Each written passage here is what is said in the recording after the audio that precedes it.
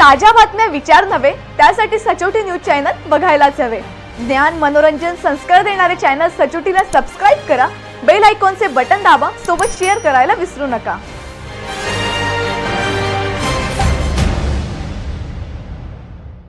Shalarth ID घोटाळ्यातील दाखल गुन्हा क्रमांक 164/2025 चे तपास अधिकारी नाशिक गुन्हा अन्वेषण विभागाचे वरिष्ठ पोलीस निरीक्षक श्री रामदास शेळके यांची तडकाफडकी कंट्रोल रूमला बदली झाल्याने खळबळ माजली आहे। शालार्थ आयडी घोटाळ्यामध्ये तपासाची दिशा प्रभावीपणे पुढे नेऊन मोठ्या अधिकाऱ्यांसह संस्था चालक मुख्याध्यापक यांना अटक केली होती।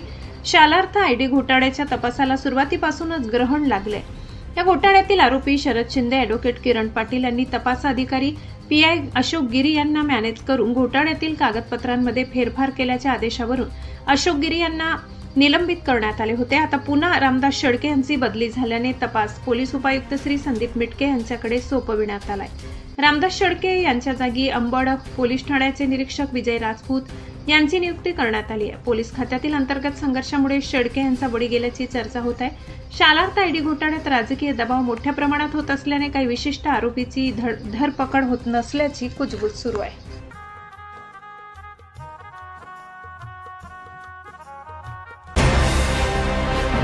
ताज्या बातम्या विचार नव्हे त्यासाठी सचोटी न्यूज चॅनल बघायलाच हवे।